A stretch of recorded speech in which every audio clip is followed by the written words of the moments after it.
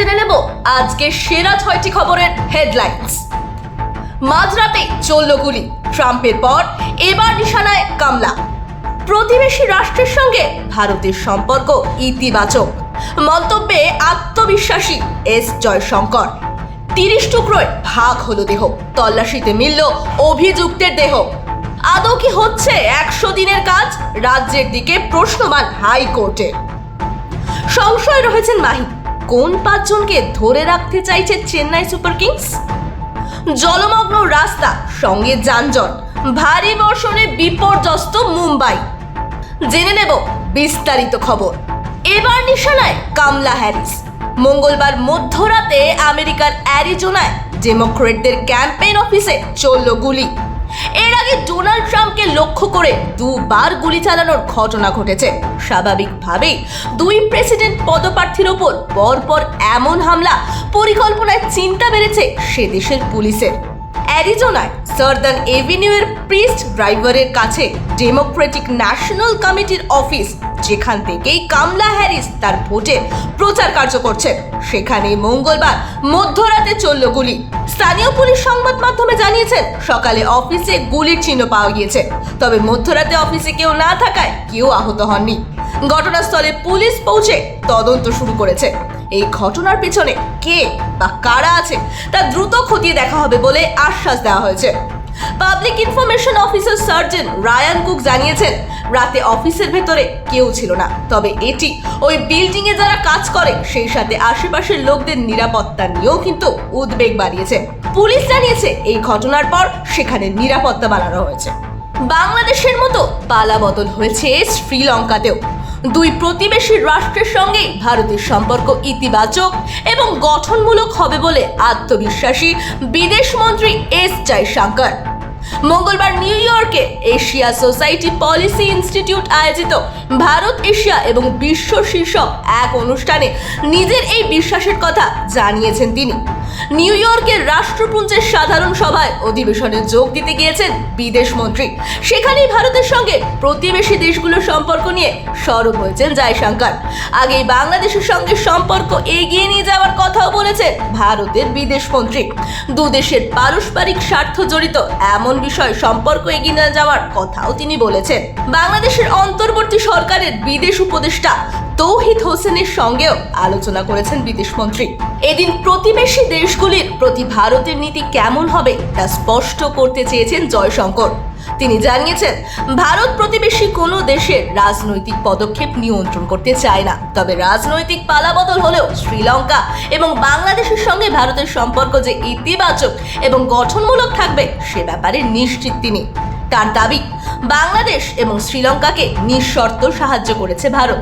জয়শঙ্কর বলেন প্রতিটি দেশের নিজস্ব গতিশীলতা থাকবে, তবে তিনি অন্তত আত্মবিশ্বাসী যে প্রতিবেশী বলয়ে আমাদের পরস্পরের প্রতি নির্ভরতার যে বাস্তবতা রয়েছে এবং সুযোগ সুবিধা পাওয়ার ক্ষেত্রে একে অপরের সঙ্গে তা অত্যন্ত স্বার্থে জড়িয়ে এবং তা এগিয়েও চলবে, কারণ তা আমাদের ইতিহাসের সঙ্গে যুক্ত। শনিবার বেঙ্গালুরুর একটি ফ্ল্যাটে ফ্রিজ থেকে উদ্ধার হয়েছিল ত্রিপুরার তরুণীর 30 টুকরো দেহ। কর্ণাটক পুলিশ জানায় পশ্চিমবঙ্গের এক ব্যক্তির সন্দেহভাজন বলে মনে করা হচ্ছে। তার খোঁজ শুরু হয় তল্লাশি অভিযান, তারপরেই উড়িষ্যা থেকে মিলল অভিযুক্তের দেহ। পুলিশের অনুমান আত্মহত্যা করেছেন তিনি। বুধবার উড়িষ্যায় ভদ্রক জেলার একটি গাছ থেকে ওই ব্যক্তির ঝুলন্ত দেহ মিলেছে। তিনি নিহত তরুণীর সহকর্মী ছিলেন ঘনিষ্ঠ বন্ধু। সূত্রের খবর, বুধবারই পান্ডিতে নিজের গ্রামে পৌঁছান অভিযুক্ত। তারপর থেকে গোটা দিন বাড়িতেই ছিলেন তিনি। রাতে প্রতিবেশীরা তার ঝুলন্ত দেহ খুঁজে পান। উল্লেখ্য, গত শনিবার বেঙ্গালুরুতে এক কামরায় একটি ফ্ল্যাট থেকে উদ্ধার হয়েছিল ত্রিপুরার এক তরুণীর 30 টুকরো দেহ। ফ্রিজের মধ্যে অন্তত 2 সপ্তাহ ধরে পড়ছিল তার দেহাংশ। নিহত তরুণীর নাম মহালক্ষ্মী। বেঙ্গালুরুর ভিয়ালিকাবাল এলাকার একটি 1 কামরার ফ্ল্যাটে থাকতেন তিনি। সোমবার সকালে বেঙ্গালুরুর পুলিশ কমিশনার বি দয়ানন্দ বলেছিলেন সব দিক দিয়ে বিচার করে তদন্ত চালানো হচ্ছে। মূল অভিযুক্তের হদিশ মিলেছে, তাকে গ্রেফতারির ব্যবস্থাও চলছে। তিনি আরও জানান সন্দেহভাজন ব্যক্তি কর্ণাটকের নয়, তবে এর থেকে বেশি তথ্য তিনি দিতে পারবেন না, কারণ এতে সুবিধা হতে পারে ওই ব্যক্তির। এবার মিলল সেই অভিযুক্তেরই দেহ।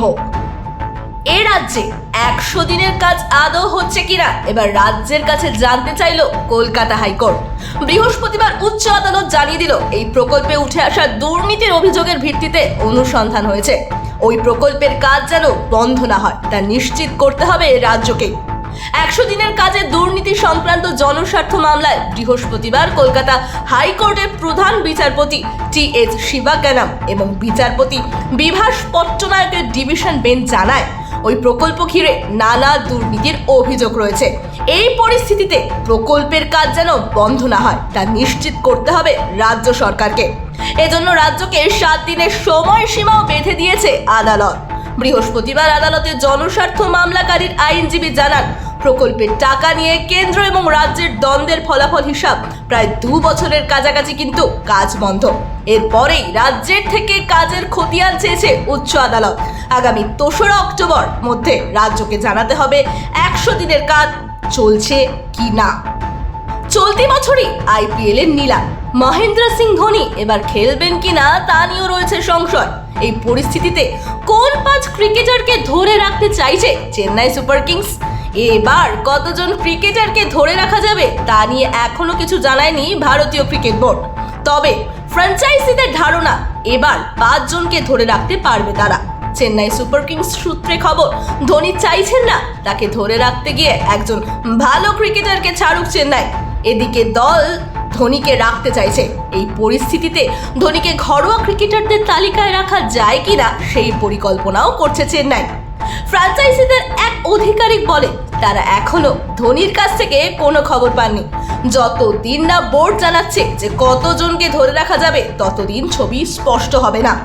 এরই মাঝে জানা যাচ্ছে 5 ক্রিকেটারকে ধরে রাখার পরিকল্পনা করেছে চেন্নাই সুপার কিংস। তারা হলেন ঋতুরাজ গায়কোয়াড়, রবীন্দ্র জাদেজা, শিবম দুবে, মাথিসা পাথিরানা এবং মহেন্দ্র সিং ধোনি। ফের ভারী বৃষ্টি, জলমগ্ন রাস্তা, যার জেরে যানজট, একাধিক বিমানের যাত্রাপথ বদল করা হয়েছে। সব মিলিয়ে বিপর্যস্ত মুম্বাই। বৃহস্পতিবার স্কুল কলেজ বন্ধ রাখার সিদ্ধান্ত নিয়েছে মুম্বাই পুর নিগম। বুধবার সন্ধ্যা থেকে ভারী বৃষ্টি শুরু হয় মুম্বাইয়ে। জল জমতে শুরু করে রাস্তায়। জলমগ্ন রাস্তায় যান চলাচলের গতি কমে যায়, ফলে বাণিজ্য নগরীতে বাড়ে যানজট। আবার ভারী বৃষ্টির জেরে বিমান চলাচলও ব্যাহত হয়েছে। স্পাইস জেট এবং ভিস্তারা তাদের একাধিক ফ্লাইটের যাত্রাপথ বদলেছে। ভিস্তারার একটি বিমান হায়দ্রাবাদ থেকে মুম্বাই আসছিল, কিন্তু ভারী বৃষ্টির জন্য মুম্বাই বিমানবন্দরে অবতরণ করানো যায়নি। বিমানটিকে ফের হায়দ্রাবাদে পাঠানো হয়। আবার দিল্লি থেকে মুম্বাইগামী একটি বিমানকে হায়দ্রাবাদে অবতরণের জন্য নির্দেশ দেওয়া হয়। এক্স হ্যান্ডেলে স্পাইস জেট জানিয়েছে মুম্বাইয়ের খারাপ আবহাওয়ার জন্য সমস্ত ফ্লাইট চলাচল ব্যাহত হতে পারে।